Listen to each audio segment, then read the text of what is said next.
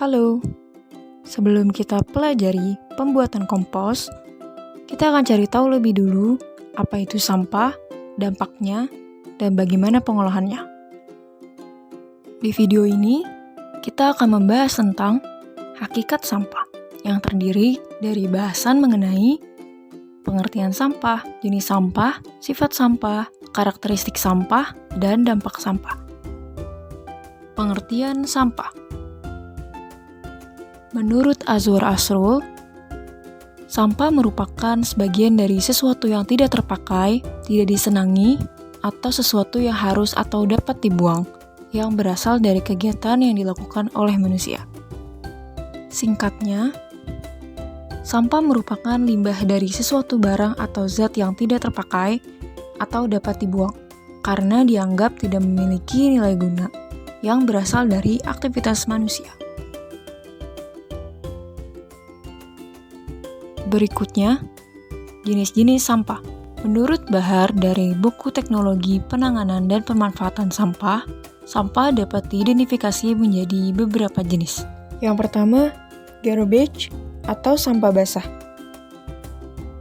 Yang kedua, rubbish atau sampah kering.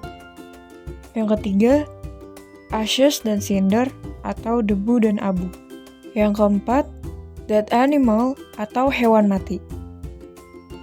Yang kelima, street sweeping atau sampah jalanan. Yang terakhir, industrial waste atau sampah industri. Berikutnya, sifat sampah. Yang pertama, sampah organik. Sampah organik adalah sampah yang mudah terurai atau busuk dan tersusun dari senyawa organik seperti sisa makanan, sayuran, daun kering, hewan, atau kotoran, dan lain sebagainya yang biasanya diurai oleh mikroorganisme. Yang kedua, sampah anorganik. Sampah anorganik ialah sampah yang sulit terurai seperti plastik, wadah pembungkus makanan sekali pakai, plastik mainan, kertas, botol, dan gelas minuman kaleng, kayu, dan lainnya. Sampah ini biasa dijadikan sampah komersil atau sampah yang laku dijual atau diloak dan dapat dijadikan produk lainnya ataupun menjadi barang daur ulang yang cantik. Berikutnya, karakteristik sampah. Menurut Dirjen Cipta Karya tahun 1992 dalam buku Fadilah A, sampah memiliki karakteristik yang berbeda-beda, yaitu sebagai berikut. Pertama, komposisi sampah terbagi menjadi dua. Pertama, komposisi fisik. Mencakup besarnya persentase dari komponen pembentuk sampah. Yang kedua, komposisi kimia. Komposisi kimia sampah terdiri dari unsur-unsur, serta unsur lain yang ada di dalam protein, karbohidrat, dan lemak. Kedua, kepadatan sampah. Padatan sampah menyatakan berat sampah per satuan volume. Informasi kepadatan sampah digunakan untuk menentukan ketebalan dari lapisan sampah yang akan dibuang pada sistem sanitary landfill. Ketiga, kadar air sampah.